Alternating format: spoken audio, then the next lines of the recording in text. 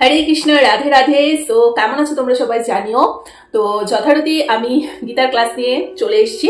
তো যেমনটা তোমাদের কথা দিয়েছিলাম, সোম বুধ শুক্র 3 দিন আমি গীতার ক্লাস নিয়ে আসবো। সো সেটাই, আজকে আবার সোমবার। তো অলরেডি আমাদের 3য় অধ্যায় অব্দি হয়ে গেছে। আর তোমরা যারা আজকে নতুন আমার এই গীতা পাঠের অনুষ্ঠানে যোগদান করছো বা ভিডিওটা দেখছো, তাদের এটাই বলবো যে এর আগে 3টে পার্ট অলরেডি আমার প্লেলিস্ট করাই আছে, চাইলে সেগুলো শুনে নিতে পারো। কারণ সবটা না শুনলে তোমরা বুঝতে পারবে না, ঠিক আছে। টোটাল আমরা সবাই জানি যে গীতাতে 18টা অধ্যায় থাকে। তো অলরেডি আমার আজকে 4র্থ অধ্যায় আমি স্টার্ট করবো। সো আবার ওটাই বলবো যে যেহেতু অনেকটা বড় করে হয় ভিডিওগুলো, মাঝে মাঝে আমি একটু পজ নেব, কারণ এত বড় ভিডিও না মানে এডিট করা সম্ভব হয় না। তাই যখন একটু মনে হবে তখন একটুখানি করে পজ নেব, ঠিক আছে। আর জানি না আদৌ কোনো মানুষ দেখবে কি দেখবে না, কারণ ভালো ভিডিও সাধারণত মানুষের খুব একটা দেখে না। তো কে দেখলো না দেখলো তা নিয়ে আমার কোনো মাথা ব্যথা নেই। আমার ইচ্ছে, আমার মন চেয়েছে যে এই পজিটিভ চ্যানেলটাতে আমি এর থেকে বেটার আর কি পজিটিভ ভিডিও হতে পারে সো গীতা পাঠের থেকে। তো সেই ভিডিও শেয়ার করবো। তাই আমার মন হয়েছে বলেই আমি তোমাদের সাথে অলরেডি শেয়ার করেছি। আর এটা নিয়ে অলরেডি 4র্থ পার্ট চলবে। সো চলো আর বেশি লেট না করে আজকে ভিডিওটাকে স্টার্ট করছি। তো আজকেও মোটামুটি কটা শ্লোক আছে তোমাদের দেখে বলে দিচ্ছি। তো আজকে 4র্থ অধ্যায় আমরা স্টার্ট করবো। আজকের অধ্যায়ের নাম হচ্ছে জ্ঞানযোগ, ঠিক আছে। তোমরা উল্টো দেখতে পাবে। আজকের অধ্যায় হচ্ছে জ্ঞানযোগ। যাদের কাছে এই বইটা রয়েছে তারা একটু বইটা দেখে নিও, এই বইটা, ঠিক আছে। আমি একদম ইসকন মায়াপুর থেকে বইটা নিয়েছি। এটা কটা শ্লোক আছে আমি দেখছি, যদিও বা দেখো এগুলো আমার অলরেডি আগে পড়া আছে। তোমাদের জন্য আমি 2য়বার করে পড়ছি এবং সত্যি মানে তোমাদের অসংখ্য ধন্যবাদ। আমার আরো বেশি বেশি করে পড়া হয়ে যাচ্ছে। আচ্ছা, এটাতে টোটাল 42টা শ্লোক আছে। আমি যতটা তাড়াতাড়ি স্পিড বাড়িয়ে ভিডিওটা আপলোড করা যায় করবো, কারণ জানি একটু ভিডিওগুলো বড় হয়। তো চলো শুরু করছি। যারা ইন্টারেস্টেড দেখো, যারা ইন্টারেস্টেড না স্কিপ করে যাও। হরে কৃষ্ণ, রাধে রাধে। শ্লোক 1, ঠিক আছে।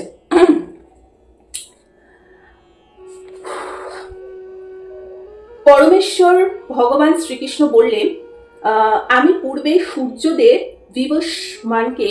বিবস্মান মানে সূর্যদেবের নাম, ঠিক আছে। সূর্যদেবের নাম কি? বিবস্মান, ঠিক আছে। এই অব্যয় জ্ঞানযোগ বলেছিলাম, জ্ঞানযোগ অধ্যায়টার নাম। উনি কি জ্ঞান প্রদান করেছিলেন সূর্যদেব বিবস্মানকে? বিবস্মান তা মানব জাতির জনক মনুকে বলেছিলেন এবং মনু তা ইক্ষাকুকে বলেছিলেন। মানে এই যে শ্রীকৃষ্ণ দেবের এই যে বাণী, যাতে আমরা মানে ঠিকঠাক ভাবে চলতে পারি সমাজে, এটা উনি তো আমাদের ভালোর জন্যই উনি মানে যুগের পর যুগ ধরে ফার্স্টে সূর্যদেবকে বলেছে, সূর্যদেবের থেকে ওটা মনু জানতে পেরেছে, মনুর থেকে মনু সেটা ইক্ষাকুকে বলেছে, মানে day by day generation wise এটা চলে আসছে, তাই না? সো সেটাই মানে এটাই উনি বলতে চেয়েছেন আর কি। দেখো আরেকবার একটু বলে দিচ্ছি। সূর্য সমস্ত গ্রহের রাজা, এটা আমরা সবাই জানি। এবং সূর্যদেবের নামই হচ্ছে বিবস্মান। সূর্য গ্রহকে পরিচালনা করেন, সূর্যদেব সূর্য গ্রহকে পরিচালনা করেন, এটা আমরা সবাই জানি। যে সূর্যগ্রহ সমস্ত গ্রহগুলিকে তাপ এবং আলো প্রদান করে, সেগুলিকে নিয়ন্ত্রণ করে থাকেন। ভগবান শ্রীকৃষ্ণের আদেশ অনুসারে সূর্য তার কক্ষপথে পরিভ্রমণ করছে। একদমই তাই। ভগবানের আশীর্বাদ ছাড়া সূর্য কখনো উঠবে না এবং চন্দ্র কখনো উঠবে না, সবই ঈশ্বরের আশীর্বাদ। এই সূর্যদেব ভগবান শ্রীকৃষ্ণ তার প্রথম শিষ্যরূপে গ্রহণ করে।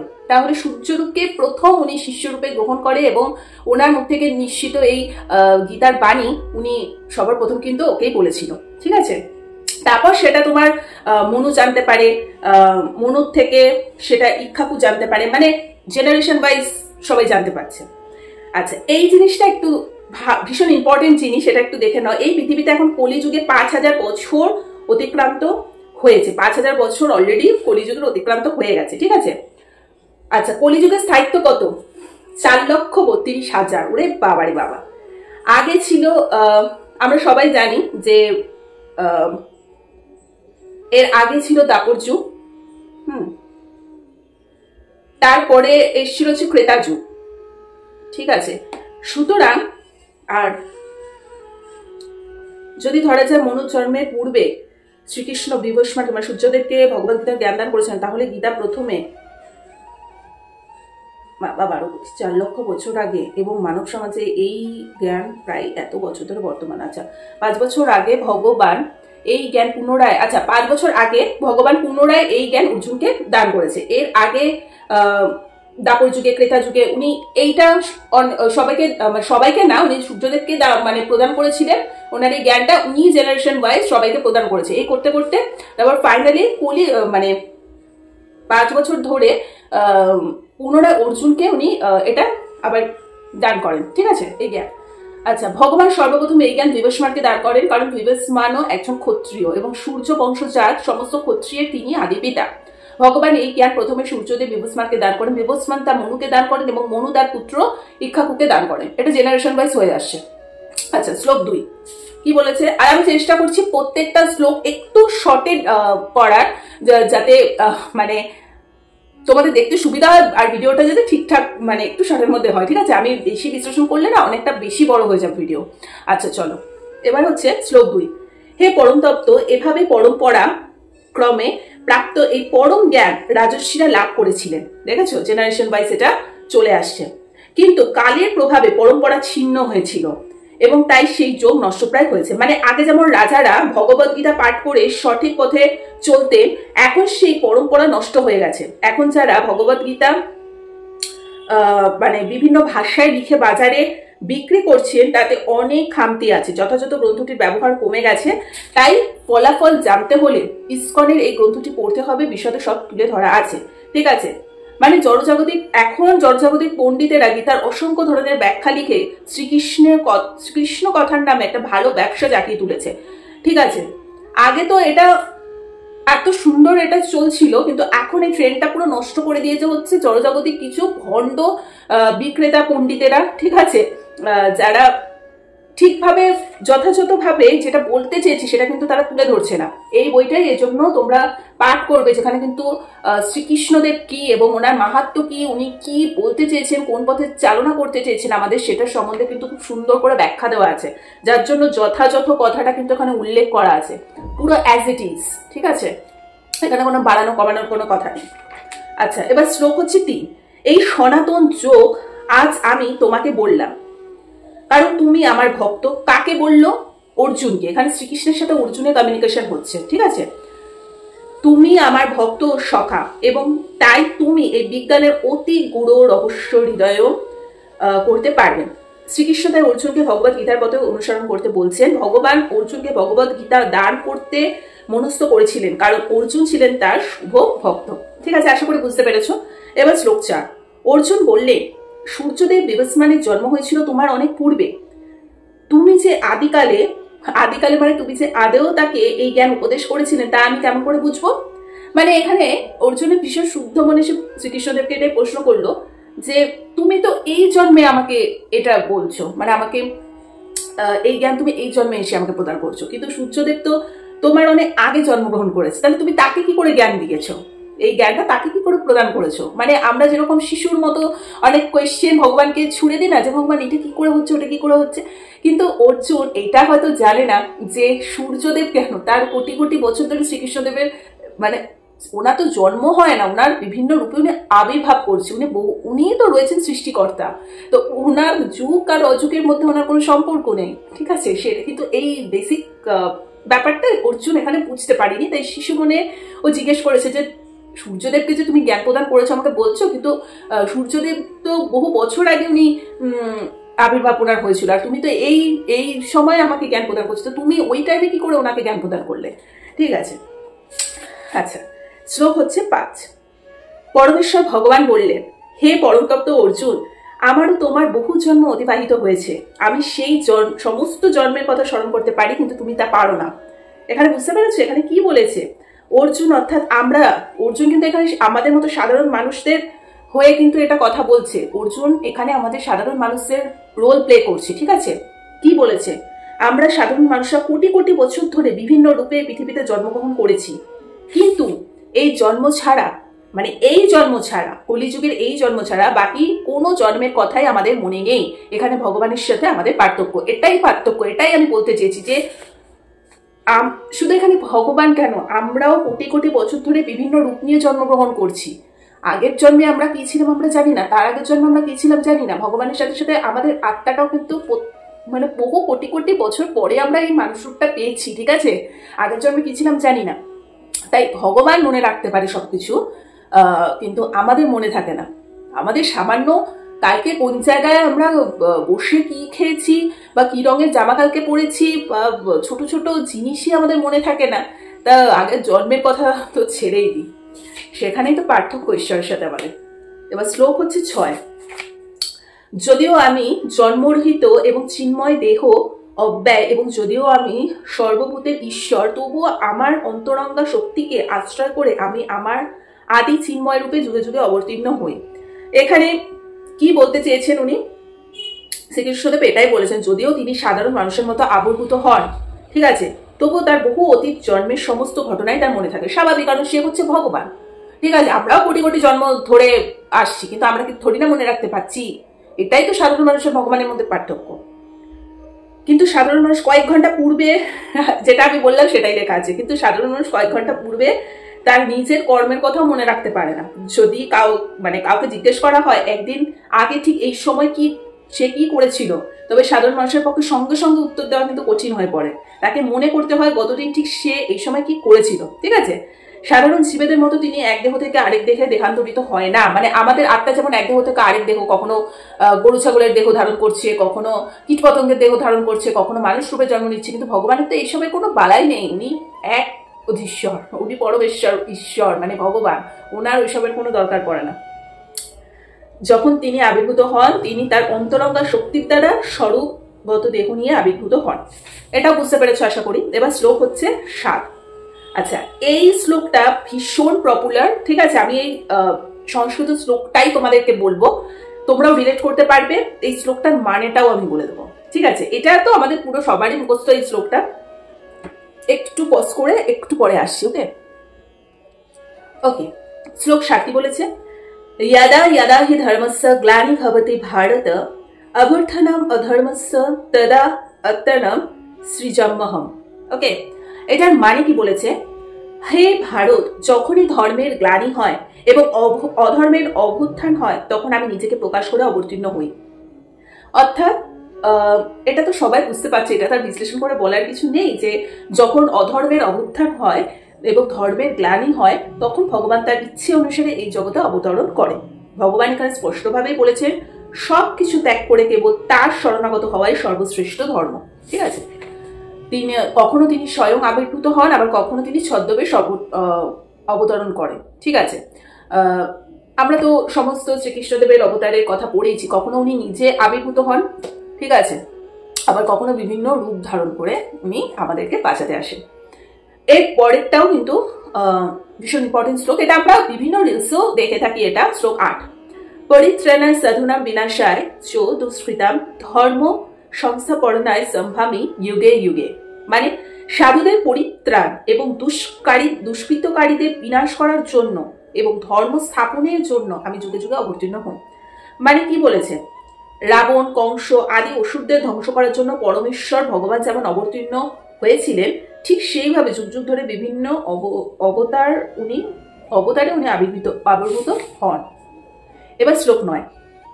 হে অর্জুন, যিনি আমার এই প্রকার দিব্য জন্ম এবং কর্ম যথাযথভাবে জানেন, তাকে দেহ ত্যাগ করার পর পুনরায় জন্মগ্রহণ করতে হয় না, তিনি আমার নিত্যধামে প্রাপ্ত হন। মানে কি বলেছে? যিনি ভগবানের অবতরণের তত্ত্ব উপলব্ধি করে পেরেছে, তিনি জড়জগতের বন্ধন থেকে ইতিমধ্যে মুক্ত হয়েছেন এবং তাই দেহত্যাগ করার পর তিনি তৎক্ষণাৎ ভগবত ধামে ফিরে গেছেন, ঠিক আছে? জড়বন্ধন থেকে জীবের এভাবে মুক্তি হওয়া মোটেই সহজ কথা না। খুব কম সিদ্ধ পুরুষ আছে যারা কিন্তু ভগবানের এই জন্ম কর্মে যথাযথ মানে বোঝেন, এবং তাই যখন দেহত্যাগ করে না, তারা মানে পুনরায় এখানে আর জন্ম নেয় না, তারা সোজা ভগবত ধামে, ঈশ্বরের গোলক ধামে চলে যায়। আচ্ছা, এক কথায় বলতে গেলে পরমেশ্বর ভগবানকে জানবার ফলেই জন্ম মৃত্যুর বন্ধন থেকে মুক্ত হওয়া যায় এবং তা লাভ করার আর অন্য কোনো পথ নেই। এটাই একমাত্র কথা, যে সবার প্রথম আগে পরমেশ্বর ভগবানকে জানতে হবে, ঠিক আছে? তাহলেই তোমার জন্ম মৃত্যু এসব খেলা পুনরায় জন্ম নিয়ে এখানে আসতে হবে না। শুধু মানলেই হবে না, সেটা নিষ্ঠা ভরে পালনও করতে হবে। আচ্ছা, শ্লোক 10। আসক্তি, ভয় ও ক্রোধ থেকে মুক্ত হয়ে সম্পূর্ণরূপে আমাতে মগ্ন হয়ে এবং একান্তভাবে আমার আশ্রয় গ্রহণ করে বহু পূর্বে বহু বহু ব্যক্তি আমার জ্ঞান লাভ করে পবিত্র হয়েছে এবং এভাবেই তারা আমার আপ্যাকৃত প্রেম লাভ করেছে। মানে এটা তো বহু বছর ধরে হয়ে আসে না, বহু বহু এরকম সিদ্ধ ব্যক্তিরা রয়েছে যাদের আমরা দীক্ষা নিয়ে থাকি, সেই সমস্ত মানুষেরা তারা তো ভগবান, মানে কি বলবো। তো সেই সমস্ত ব্যক্তিরা অলরেডি এতটাই পবিত্র যে ভগবানের দেখানো পথে তারা চলেওছে, প্রচার করেছে, তাকে নিয়ম নিষ্ঠা মেনে পুজো আচ্ছা করেছে, নাম কীর্তন করেছে, তাই জন্য আজকে তারা তার কাছেই চলে গেছে, এটাই বলতে চেয়েছে। মানে আর এখানে এটাই বলেছে সদ্গুরুর কাছে দীক্ষা গ্রহণ করতে হবে, ঠিক আছে। সদ্গুরুর অধীনে এভাবে ভগবত ভক্তির অনুশীলন করার ফলে জড়বন্ধনের আসক্তি রহিত হয়ে মানে আত্মোপলব্ধি লাভের পথে যাওয়া যাবে, এটাই শ্রীকৃষ্ণদেবের একমাত্র কথা। অর্থাৎ এখানে আমাদের দীক্ষা নেবার কথা বলা হয়েছে। আমি এটা সবসময় তোমাদেরকে বলে থাকি যে মানে আমার দীক্ষা ঠাকুর, মানে আমি অলরেডি দীক্ষিত, আমাদের ফ্যামিলি রাম ঠাকুরের দীক্ষা দীক্ষিত। সো বিভিন্ন ঠাকুর আছে যাদের দীক্ষা তোমরা নিতে পারো, এবং আমরা সবসময় এটাই বলে থাকি যে দীক্ষাটা এমন একটা পজিটিভ জিনিস না, মানে যতদিন অবধি তোমরা দীক্ষা না নিচ্ছ এর মাহাত্ম্য তোমরা বুঝতে পারবে না। যত তোমরা দীক্ষা নেবে তত বেশি করে শ্রীকৃষ্ণদেবের অনেক কাছাকাছি চলে যাবে এবং তোমাদের পক্ষে অনেক ইজি হবে পথটা যেতে, ঠিক আছে। তো সেটাই এখানে বলেছে যে সবার আগে তার ভুলভাল লোকজনে পাল্লায় না পড়ে একটা সদ্গুরু তুমি দীক্ষা নাও, তোমার পথের দিশা এমনি পেয়ে যাবে। আমি নিজে প্রচুর রেজাল্ট পেয়েছি, বহু খারাপ জিনিস থেকে আমাকে ভগবান মানে আমার গুরুদেব আমাকে বার করে নিয়ে এসেছেন, তার জন্য সবসময় আমি এত পজিটিভ থাকি। আচ্ছা, শ্লোক 11 কি বলেছে? যারা যেভাবে আমার কাছে আত্মসমর্পণ করে আমি তাদের সেভাবে পুরস্কৃত করে থাকি। হে পার্থ, সকলেই সর্বোত্তভাবে আমার পথ অনুসরণ করে থাকে। আচ্ছা, যেমন কেউ শ্রীকৃষ্ণকে পরমেশ্বর জ্ঞানে সেবা করে, কেউ সখা বলে মনে করে, কেউ সন্তান বলে মনে করে, আবার কেউ প্রেমাস্পন্দন বলে মনে করে। কৃষ্ণ তেমনই তাদের বাসনা অনুযায়ী তাদের সকলের ভালোবাসার প্রতিদান দেয়, ঠিক আছে। যে যেভাবে ডাকে উনি তার কাছে সেভাবেই যায়। মেন কথা যে যেভাবেই হোক না কেন দিন শেষে শ্রীকৃষ্ণকে মনে প্রাণে সর্বদা তার মনকে যদি বিলীন করে দেওয়া যায় তবেই ভালো। শ্রীকৃষ্ণের আরাধনা করা, নাম জপ করা ইত্যাদি হচ্ছে মেন কথা, ঠিক আছে। আচ্ছা, এবার শ্লোক হচ্ছে 12। এই জগতে মানুষেরা সকাম কর্মসমূহের সিদ্ধি কামনা করে থাকে এবং তাই তারা বিভিন্ন দেবদেবীর উপাসনা করে। সকাম কর্মের ফল অবশ্যই অতি শীঘ্র পাওয়া যায়। এখানে কি বলেছে?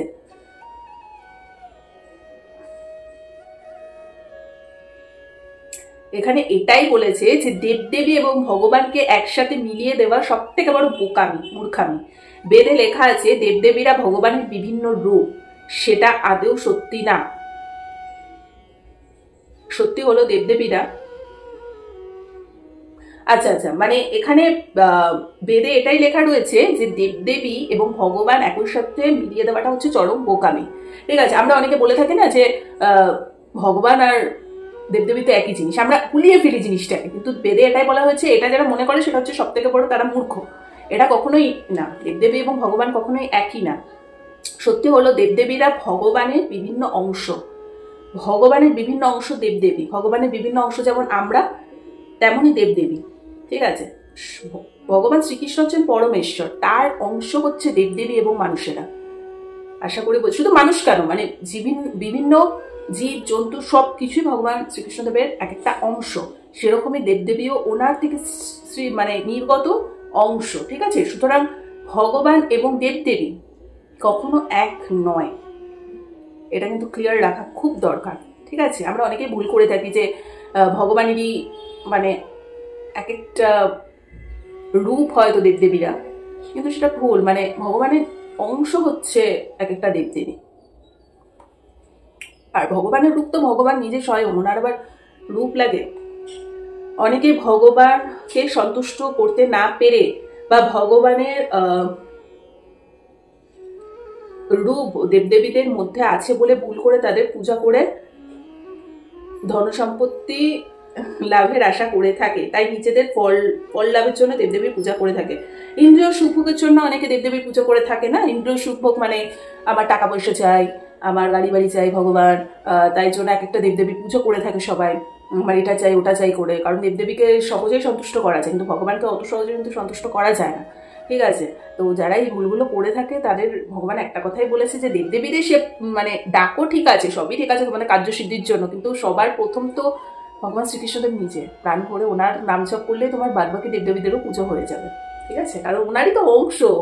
ডাইরেক্ট যদি আজকে আমরা ওনাকে পুজো করি তাহলে আলাদা করে আর হাজারটা দেবদেবী পুজো করার দরকার পড়ে না, ওটাই উনি বলতে চেয়েছে। কিন্তু দেবদেবী পুজো করতে উনি কখনোই না করেন। আচ্ছা, শ্লোক 13। আচ্ছা, প্রকৃতির 3টি গুণ ও তাদের সঙ্গে সংযুক্ত কর্ম অনুসারে আমি মানব সমাজের 4টি বর্ণের সৃষ্টি করেছি। আমি এই প্রথার স্রষ্টা হলেও আমাকে অকর্তা এবং অব্যয় বলেই জানবেন। ভগবান সবকিছুরই স্রষ্টা, তার থেকে সবকিছু সৃষ্টি হয়েছে, তিনি সবকিছু রক্ষা করেন। আবার প্রলয়ের পরে সবকিছু তার মধ্যে প্রবিষ্ট হয়। সমাজের 4টি বর্ণ উনি সৃষ্টি করেছেন, যেমন ব্রাহ্মণ, ক্ষত্রিয়, বৈশ্য এবং শূদ্র। তবে যতই 4টি বর্ণের মানুষ হয়ে থাকুক না কেন, যে কৃষ্ণ ভাবনায় সত্যিই মত্ত তাকে শ্রীকৃষ্ণ স্বীকার করেন, সেটা ব্রাহ্মণ হোক কি শূদ্র হোক। একটা শূদ্র বংশের মানুষও যদি ভগবান শ্রীকৃষ্ণদেবকে মন প্রাণ ভরে মানে, শ্রদ্ধা ভক্তি করে, নাম কীর্তন করে, ওনার পথ অনুযায়ী চলতে পারে, তাহলে সেই শূদ্র বংশীয় মানুষটি ওনার কাছে শ্রেষ্ঠ। আরেকজন ব্রাহ্মণ মানুষ হয়েও যদি ভগবানকে না মানে, তাহলে ও ব্রাহ্মণ হয়েও ওর কোনো অস্তিত্ব নেই শ্রীকৃষ্ণদেবের কাছে, ওটাই উনি বলতে চাইছে। আচ্ছা, শ্লোক হচ্ছে 14। কোনো কর্মই আমাকে প্রভাবিত করতে পারে না এবং আমিও কোনো কর্মফলের আশঙ্কা করি না। আমার এই তত্ত্ব যিনি জানেন, তিনি সকাম কর্মের বন্ধনে আবদ্ধ হন না। মানে কি বলেছে? বদ্ধ জীবেরা কর্মের বন্ধনে আবদ্ধ থাকে কেন? কর্মফলের আশায় থাকে, কিন্তু ভগবান এসবের ঊর্ধ্বে, সেটাই বলেছে। মানে আমরা কোনো কিছু করার, কর্ম করে মানে ফল পাওয়ার আশায় যা শুরু করে দেয়, ভগবান সবকিছুর ঊর্ধ্বে। এবং ভগবানকে বিশ্বাস যে সমস্ত ব্যক্তিরা করে, তারাও এইসব ওই কর্মের কি ফল হবে কি না হবে, কবে কি হবে, ওইসব ভাবে না। তারা জানে যে ভগবান মাথার উপর আছে, উনি দেখে নেবে। আমাদের কর্তব্য ঈশ্বরকে সাধনা করা, ওনাকে সন্তুষ্টি করা, ওনার দেখানো পথে এগোনো, ব্যাস এটুকুই করে যাব। কি কর্মের ফল হবে না হবে কিচ্ছু তারা দেখে না।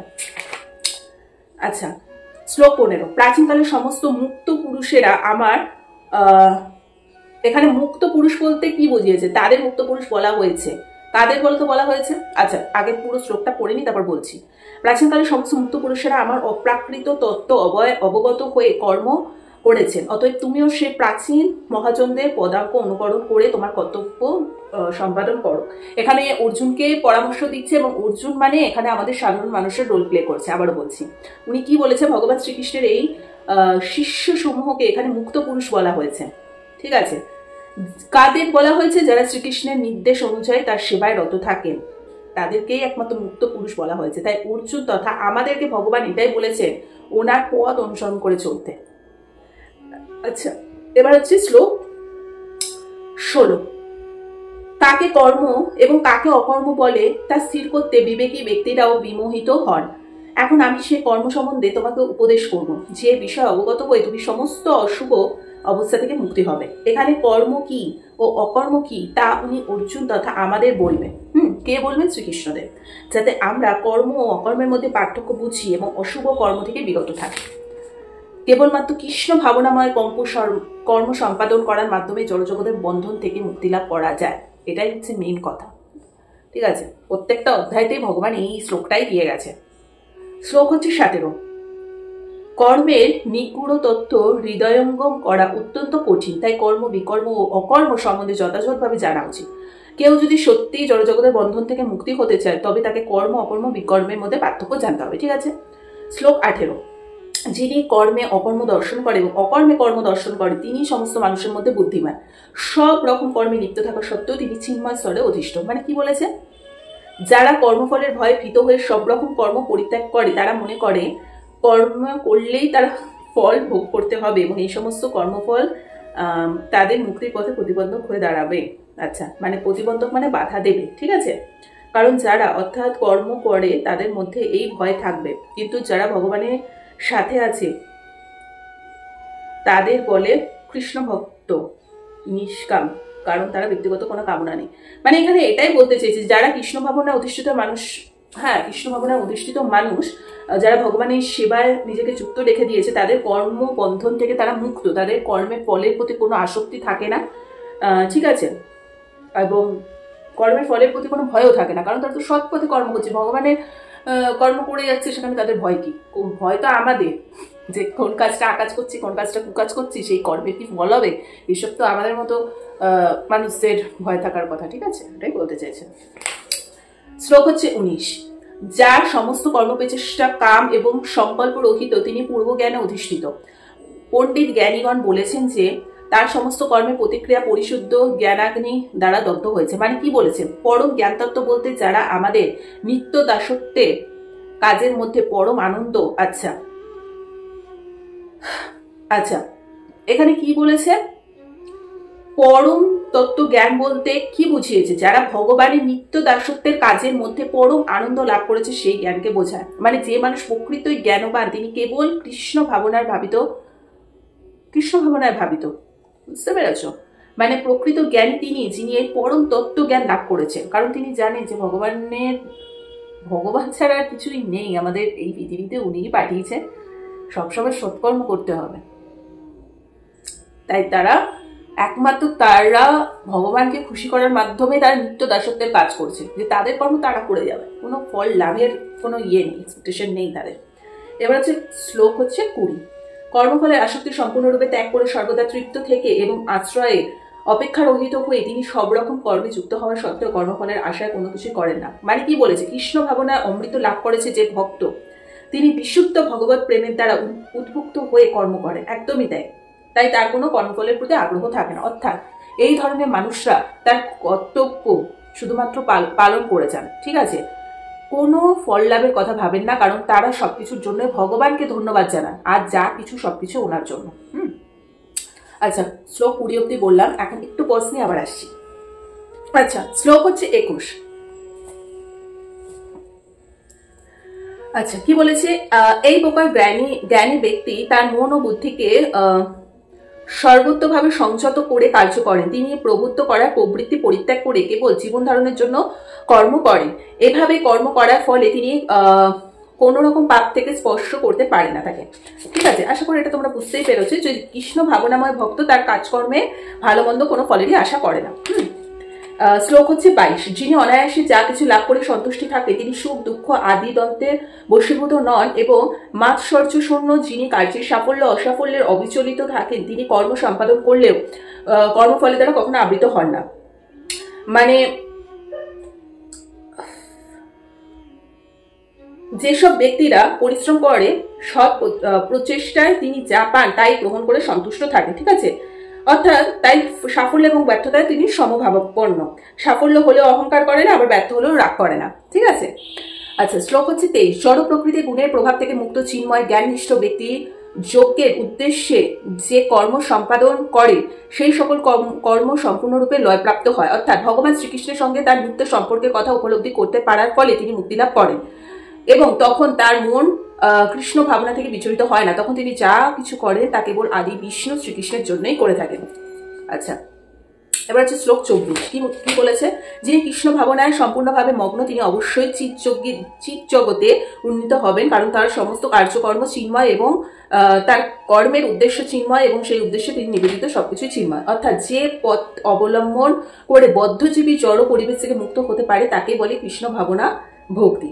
মানে বদ্ধ জগতের এই কামনা বাসনা হিংসা মারামারি এসব পরিত্যাগ করে যারা শুধুমাত্র কৃষ্ণ সেবায় নিজেকে পুরোপুরি দিয়ে দিতে পারবে তাকেই বলে কৃষ্ণ ভাবনা মৃত।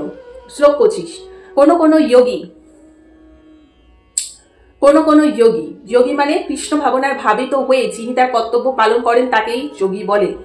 কোন যোগী দেবতাদের উদ্দেশ্যে যজ্ঞ করার মাধ্যমে তাদের উপাসনা করে, আর অন্য অনেকে ব্রহ্মরূপ অগ্নিতে সবকিছু অর্পণ করার মাধ্যমে যজ্ঞ করেন। মানে কি বলেছে? কিছু মানুষ আছে যারা ভিন্ন ভিন্ন দেবদেবীর যজ্ঞ করেন, আবার কিছু মানুষ কেবল ভগবানের উদ্দেশ্যে যজ্ঞ করে। ঠিক আছে, যেমন জড় স্বাচ্ছন্দ্য পূরণের জন্য আমরা সাধারণত বিভিন্ন দেবদেবীর পুজো অর্চনা করে থাকি। ঠিক আছে, আর অনেকেই করে ভগবানকে শুধুমাত্র জানবার জন্য, কোনো আশা আকাঙ্ক্ষা কর্মের ফল এসবের জন্য না, ভগবানকে জানার জন্য, ভগবানের কাছে পৌঁছানোর জন্যই অনেকে পুজো করে থাকে। এবং যারা ভগবানকে তুষ্ট করে তারাই একমাত্র ভগবানের চরণে তাদের স্থায়ী হয়। ঠিক আছে, শ্লোক হচ্ছে 26। কেউ মনসংযম রূপ অগ্নিতে শ্রবণ আদি ইন্দ্রগুলিকে আহুতি দেন, আবার অনেকে শব্দাদি ইন্দ্রিয়ের বিষয়গুলিকে ইন্দ্রিয়রূপ অগ্নিতে আহুতি দেন। মানে কি বলেছে? ব্রহ্মচারীরা কেবলমাত্র কৃষ্ণ ভাবনা শব্দই শ্রবণ করেন যারা ব্রহ্মচারী হয়ে থাকে, মানে তারা শুধুমাত্র ভগবানের কীর্তনে মগ্ন থাকে। তারা লৌকিক এই আলাপ আলোচনা, কুনিন্দা, কুপরচর্চা এইসব তাদের মধ্যে কিছু থাকে না। তাদের মনে সবসময় হরে কৃষ্ণ কৃষ্ণ কৃষ্ণ হরে হরে, হরে রাম রাম রাম হরে হরে, এটা ছাড়া তাদের মাথায় মনে কিছুই থাকে না। আবার যার গৃহস্থ, যিনি ইন্দ্রিয় তৃপ্তি করার অনুমতি লাভ করেছেন, তিনি অত্যন্ত সাবধানতার সঙ্গে সেই কার্যে লিপ্ত হন। যৌন সঙ্গ, মাদক দ্রব্য সেবন, আমিষ আহার ইত্যাদির প্রতি মানব সমাজের একটি স্বাভাবিক প্রবণতা থাকে। তাই প্রতিটি সভ্য সমাজে ধর্মীয় জীবনের ভিত্তিতে বিবাহ প্রচলন দেখা যায় এবং সেটি সংযত জীবনযাপনের উপায়। আচ্ছা, শ্লোক 27 কি বলেছে? যারা মন এবং ইন্দ্রিয় সংযমের মাধ্যমে আত্মজ্ঞান লাভের প্রয়াসী, তারা তাদের সমস্ত ইন্দ্রিয়ের কার্যকলাপ এবং প্রাণবায়ু জ্ঞানের দ্বারা প্রদীপ্ত আত্মসংযমরূপ অগ্নিতে আহুতি দেয়। আচ্ছা, এবার হচ্ছে শ্লোক 28। কঠোর ব্রত গ্রহণ করে কেউ কেউ দ্রব্য জ্ঞান রূপ যজ্ঞ করেন, কেউ কেউ তপস্যা রূপ যজ্ঞ করেন, কেউ কেউ অষ্টাঙ্গ যোগ রূপ যজ্ঞ করেন এবং অন্য অনেকে দিব্য জ্ঞান লাভের জন্য বেদ অধ্যায়ের রূপ চরণ করেন। মানে অনেক মানুষ আছেন যারা নানা রকম ভাবে ধ্যান জ্ঞান করার মাধ্যমে যজ্ঞ সম্পন্ন করেন। অনেক মানুষ আছে যারা দিনে একবারের বেশি দুবার আহার গ্রহণ করে না, এইভাবে তারা যজ্ঞ করে থাকে। আবার অনেকে কখনো কখনো গৃহ পরিত্যাগ করে অন্য জায়গায় চলে যান। অনেক সাধু সন্ন্যাসীরা হয়ে থাকে না, যে যেরকম ভাবে ওনাকে মানে ভগবানের কাছে আসতে চায় আর কি। এক ধরনের মানুষ আছে যারা ব্রহ্মজ্ঞ লাভ করবার জন্য অষ্টাঙ্গ যোগ অনুশীলন করে থাকে। আবার অনেকে সমস্ত পবিত্র তীর্থস্থানে ভ্রমণ করে, এই সমস্ত ক্রিয়াকে বলা হয় যজ্ঞ। আবার অনেকে আছেন যারা নানা ধরনের বৈদিক শাস্ত্র, বিশেষ করে উপনিষদ, বেদ এই সমস্ত পাঠ করে থাকেন। কিন্তু কৃষ্ণ ভাবনামৃত এই সমস্ত যজ্ঞ থেকে ভিন্ন। কোন প্রকার যজ্ঞের মাধ্যমে তা লাভ করা যায় না, তা লাভ করা যায় কেবলমাত্র ভগবান এবং শুদ্ধ ভক্তের কৃপার ফলে।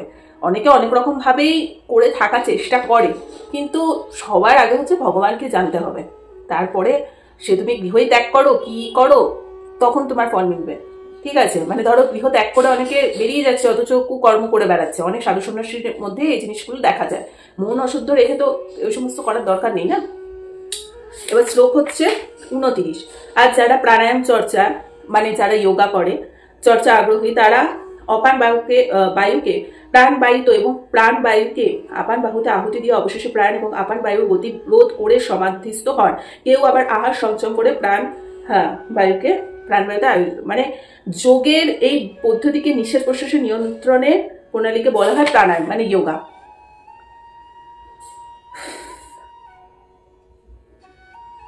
আচ্ছা, শ্লোক হচ্ছে 30।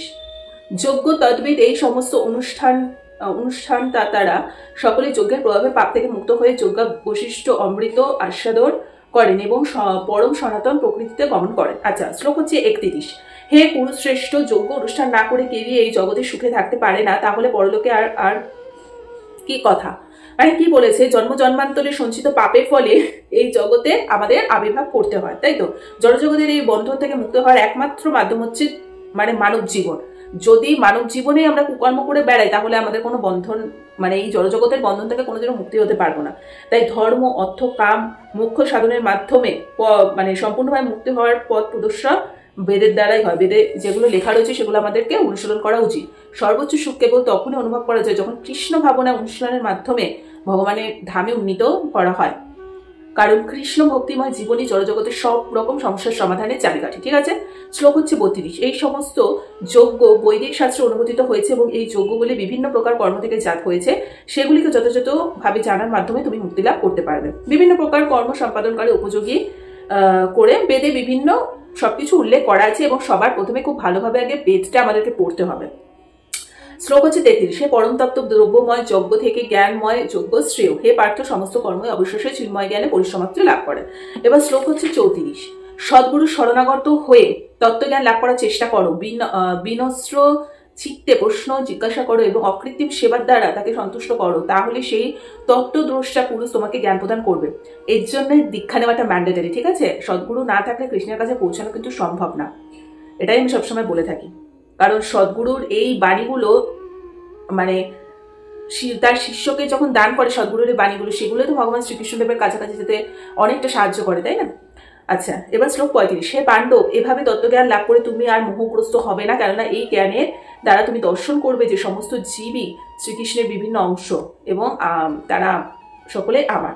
মানে এখানে কি বলেছে, মায়াচ্ছন্ন মানুষদের মায়াগ্রস্ত থেকে বেরোতে বলেছে, ঠিক আছে। এখানে অর্জুনকে বলার মানেই হচ্ছে আমাদেরকে উনি গাইড করতে চেয়েছেন এই মোহমায়া ত্যাগ করো, আর এবং ভালো জ্ঞান, মানে আমি যে জ্ঞানগুলো প্রদান করছি সেই জ্ঞানে তোমরা নির্গত হওয়ার চেষ্টা করো। তখনই তোমরা দেখতে পাবে যে মানেটা বুঝতে পারবে যে তোমরা সকলেই আমার অংশ, ঠিক আছে।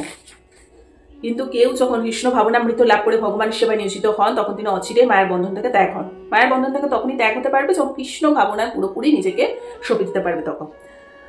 শ্লোক হচ্ছে 36। তুমি যদি সমস্ত পাপীদের থেকে পাপিষ্ঠা বলে গণ্য হয়ে থাকো তাহলেও এই জ্ঞানরূপ তরণীতে আরোহণ করে তুমি দুঃখের সাগর পার হতে পারবে। মানে একটাই কথা, ভগবানের কাছ থেকে লব্ধ পরম জ্ঞানী একমাত্র মুক্তির পথ। সে পাপিষ্ঠা থেকে পাপিষ্ঠা যত পাপিষ্ঠাই হয়ে থাকুক না কেন, সে যদি একবার ভগবানকে জানতে পারে তাহলে তার সমস্ত পাপ লাঘব হয়ে যাওয়া স্বাভাবিক। শ্লোক হচ্ছে 37।